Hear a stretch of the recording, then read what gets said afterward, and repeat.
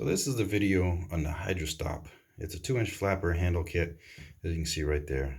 This is a good retrofit. You can see that the ball is inside here and it goes up and down, obviously, and stops the water from going in. And what I did was replace the old flapper that we're all aware of that goes up and down. You pull the handle, and the arm moves up. You know, it's the old archaic system, which worked well for a while, but you always had to replace them because they would get the minerals and everything that are on the water, would, you know, just go up around the edge and just make it leak. So you replace it and replace it and replace it.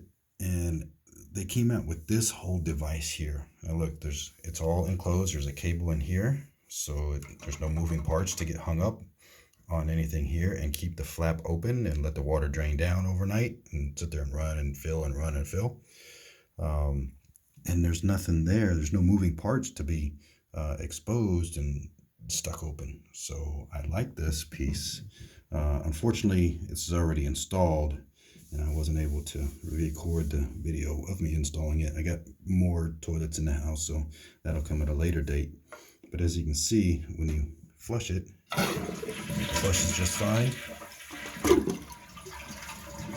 And that little feature right there is pretty neat, because if your toilet itself starts to back up and get clogged, you can pull this up and just simply push it up. You push it up and it instantly shuts this valve. All right, now I've turned off the water so it won't fill up while I'm doing this, so it's not too loud. But installation is very simple. You just pull the old piece off. I mean, you know, this right here is from the old piece. You just pull the flapper off. You can see the little tabs for the flapper to stick on right there. They would pivot on that point.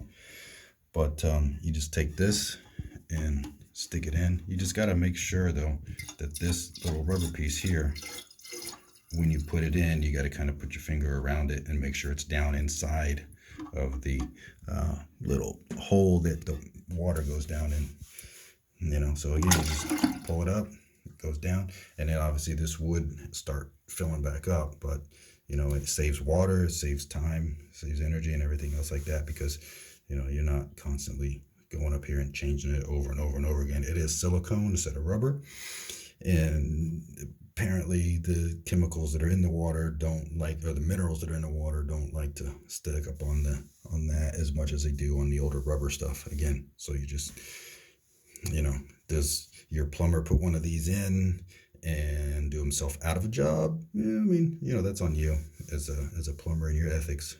Me, this is what I'm putting in all my houses that I redo, because you know, my name is on every house that I build or sell. So this is the way it is. All right, hope you guys enjoy this little video, and look forward to any of the comments you guys might have. There's one more thing that I forgot to add in there. Now, to me, it seems like there's a little more pressure, free-flowing water going down when you do flush it, because the ball comes straight up and that hole is open, and then the flap stays open until it's down to where it needs to cut off the water. Whereas the older flap system, that would go up and down, depending, you get the little the weights and the floats and everything else to make it kind of move up and down and stop the water, but it wouldn't let the water flow as freely as this one. I mean, I'll show you here. Now again, I mean, it's harder. I'm not saying that it's like one of those newer no clog toilets, but it does add a little more water flow to the toilet itself. So again, thanks for listening.